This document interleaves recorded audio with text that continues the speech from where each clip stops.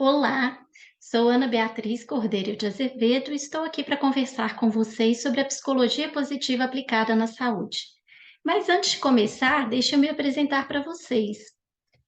e contar um pouquinho da minha trajetória até aqui. Eu sou médica com especialização em clínica médica e reumatologia, e embora eu tenha mestrado com foco em economia da saúde, sou alguém que adora pessoas e ouvir histórias.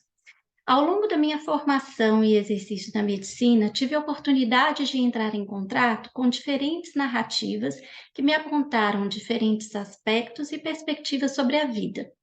Isso fez com que eu iniciasse uma jornada em busca de crescimento e desenvolvimento pessoal para me tornar uma pessoa melhor e uma médica melhor.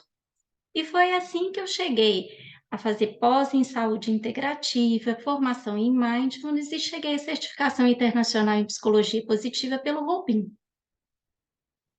Mas afinal de contas, o que essas histórias me contavam?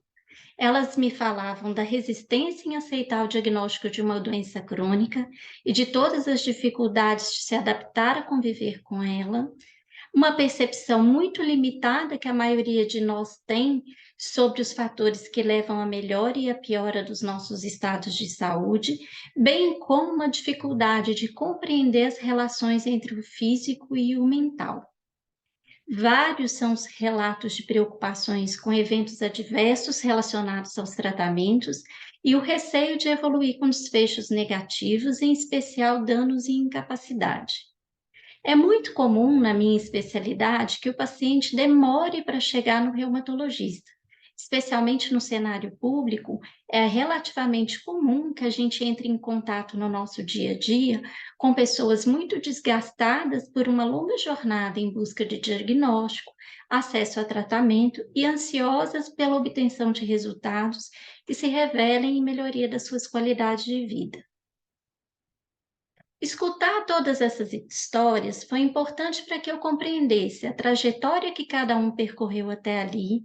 os motivos reais de uma adesão inadequada ao tratamento, qual o real impacto que a doença tem no dia a dia, na formação, no trabalho e nos relacionamentos das pessoas, quais as crenças limitantes que elas carregam em relação à doença, seu tratamento e sobre si mesmas. Mas também esse discurso, ele esconde o ouro do que a pessoa carrega consigo. São os valores que fazem com que ela mantenha um cuidado relacionado à saúde e aquilo que a mantém conectada com a vida.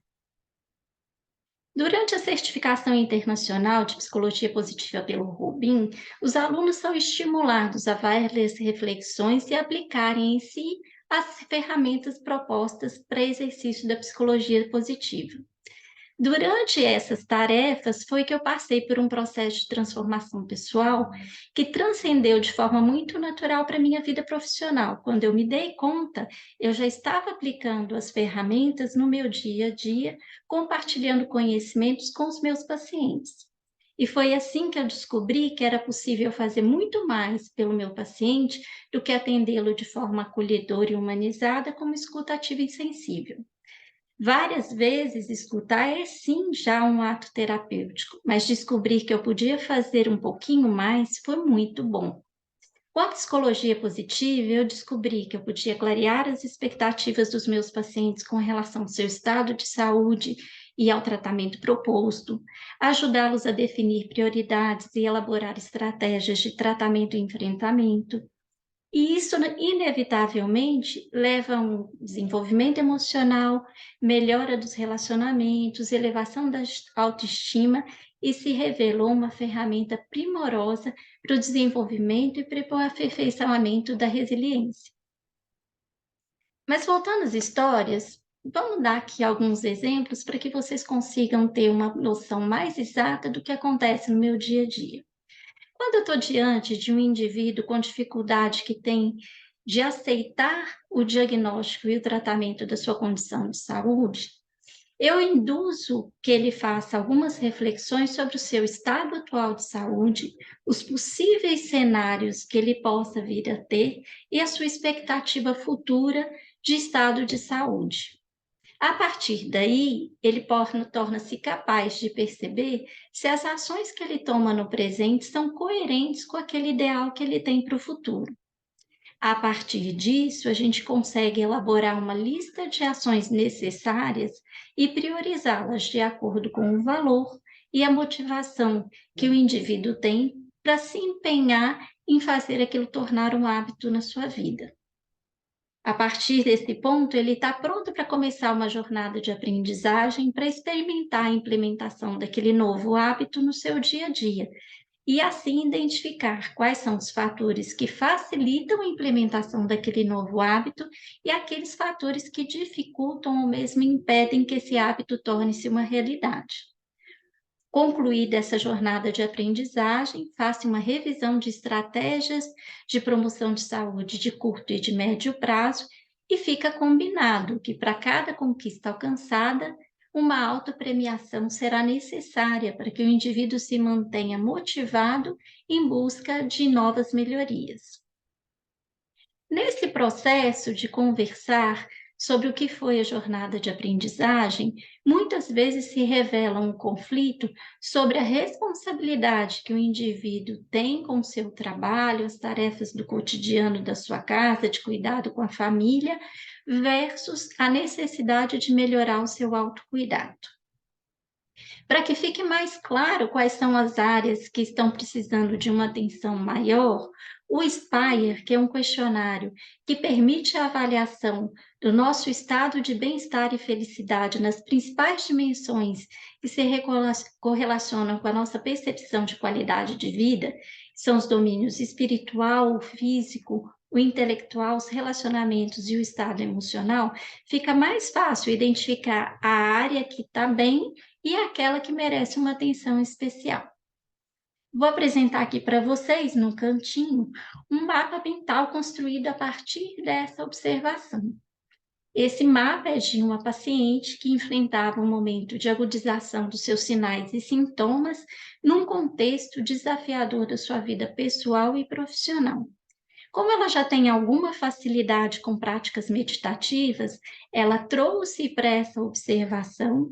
a atenção plena e foi capaz de identificar os eventos que funcionavam como gatilho para a piora dos seus sintomas e aqueles que, por outro lado, lhe traziam sensação de conforto e bem-estar. A partir desse mapa, ficou mais fácil ver a inter-relação das diferentes dimensões que correlacionam a nossa qualidade de vida, estabelecer outras estratégias, além de medicação e de reabilitação, para que ela pudesse cuidar da sua saúde e alcançar a melhora desejada. Essa jornada de autoconhecimento e busca de aprendizagem, muitas vezes também nos revela os conflitos existentes nos relacionamentos. Também é comum, em algumas circunstâncias relacionadas ao convívio com a doença crônica, que o paciente externalize nas consultas um sentimento de tristeza e frustração por não se ver acolhido e valorizado nas suas queixas com as pessoas com as quais ele convive no dia a dia e na intimidade. Uma reflexão a respeito do que acontece torna visível o quanto ele é capaz de ser generoso e se dedicar ao trabalho e à família, e o quanto ele não emprega aquela mesma força, a mesma energia em si mesmo.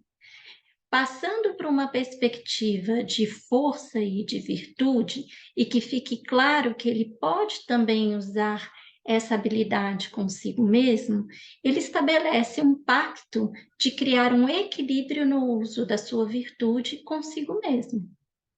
Isso também é importante para que ele passe a processar as suas necessidades e as suas emoções num plano mais consciente e se torne mais habilidoso para expressar as pessoas ao seu redor de forma mais assertiva e amorosa.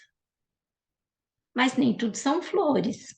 Algumas vezes, no meio desse processo todo, nos deparamos com situações de crise. Quando os pacientes sofrem mais com seu estado de saúde pela maior atividade da doença reumática, que demandam ajustes no tratamento, intervenções, algumas vezes internações, que podem vir, inclusive, a necessitar de um suporte de terapia intensiva. Nesse momento de crise, os sentimentos de angústia, de vulnerabilidade, de frustração, de medo e muitas vezes de culpabilização surgem, especialmente se o paciente se percebe nesse contexto como responsável pelo que aconteceu, por um quadro repetido de autoabandono, de não cuidar de si para cuidar das demandas do dia a dia, é preciso que a gente tenha sensibilidade de perceber que isso esteja acontecendo e o induza ao exercício e a práticas de autocompaixão, para que ele seja capaz de se acolher, de reconhecer que ele fez o melhor que ele pôde o tempo todo, de acordo com a consciência que ele tinha e com os valores que eram mais importantes para ele, que ele se reconecte com seu sentido e propósito de vida, que a gente o ajude a fortalecer a sua rede de apoio e as conexões. E a gente pode sugerir também que, apesar dos eventos desafiadores daquele dia, daquela semana, ele passe a registrar os momentos em que ele teve uma emoção e uma sensação de conforto relacionada à positividade. Não é negar o que está ruim, mas é chamar a atenção para que também existem coisas boas no meio daquela turbulência toda. Quando isso não acontece, o que pode, em consequência de todo esse processo acontecer, é o aprisionamento em sentimentos e emoções negativas, de mágoa, de ressentimento, de raiva, de desgosto com outras pessoas, com circunstâncias da vida e consigo mesmo. É importante que a gente reconheça que isso aconteça, que a gente ajude o paciente a validar e a aceitar suas próprias emoções, para ele comece a perceber a conexão disso com o seu estado de saúde e, a partir daí, inicie um processo de ressignificação para a aprendizagem do perdão e do auto-perdão. Faço aqui uma pausa para chamar a atenção do quanto a literatura médica já nos mostra hoje da importância de cultivarmos relacionamentos saudáveis conosco e com os outros, e a possibilidade de desfrutar de maior longevidade, saúde física e mental, quando a gente dispõe desses bons relacionamentos que muitas vezes prosperam e frutificam quando a gente tem melhor desenvolvida a virtude do perdão. Bom, todos nós temos uma visão de saúde que inclui diversos cenários possíveis e factíveis conforme as nossas ações para cuidar de nós mesmos. Também temos uma visão aspiracional e desejosa de boa saúde física, mental, autonomia e independência no futuro. É importante que a gente seja capaz de avaliar o nosso estado atual hoje, o nosso melhor e o nosso pior momento relacionado aos cuidados da saúde, para que a gente consiga identificar qual é a nossa melhor versão, o que a gente faz de melhor, como é que a coisa desenrola quando nós estamos na nossa melhor performance, para que a gente possa criar estratégias de incentivá-la e aprimorá-la, para que algum dia a gente alcance aquele eu ideal relacionado à saúde. Bom, comecei a minha história falando de vocês, como é que isso desenrola. É óbvio que esse não é um trabalho que seja feito de forma isolada. Isso tudo exige uma equipe multidisciplinar. E chama atenção aqui para o papel que o médico tem em todo esse processo, pois as suas ações tanto fortificam quanto podem enfraquecer os vínculos do paciente com esses outros profissionais na área da saúde. No começo, eu falei que ia contar essas histórias para contar para vocês a minha história. Inspirada aqui nas letras do Legião Urbana, pois eu sou fã de carteirinha do Renato Russo, escolhi 2 canções para que vocês compreendessem o que foi que essas histórias impactaram na minha história. Acho que todo mundo tem uma impressão muitas vezes mais clara daquilo que não gosta, que não apetece muito, do que aquilo que faz sentido. Incorporar a meditação, a presença, o estado de atenção plena no meu dia a dia me tornou capaz de identificar aquilo que me trazia conforto e bem-estar, para que eu me conectasse melhor com essas coisas. Durante a minha formação como médica e vida profissional, tive momentos incríveis, outros nem tantos e alguns bastante desafiadores e difíceis. Em alguns momentos cheguei a passar por exaustão, acho que até quase que um burnout. E foi o contato com a realidade da minha imperfeição, de poder ser um ser perfectível, mas não perfeito, que me fez buscar ajuda e me conectar com pessoas que foram extremamente importantes no meu processo de virada e de fortalecimento para seguir adiante. O mais surpreendente foi aquilo que se era considerado por mim como uma vulnerabilidade, eu descobri ser uma das minhas principais forças. Afinal de contas, eu só precisava aprender a ser generosa comigo para equilibrar um pouquinho melhor os diferentes aspectos da minha vida. E para deixar uma mensagem de esperança e para ressaltar o papel que a resiliência tem na construção da nossa percepção de bem-estar e saúde e felicidade, deixo aqui como mensagem final essa canção do Renato, que chama a atenção para que toda dor vem do desejo de não sentirmos dor. Então, não interessa qual seja a sua dor,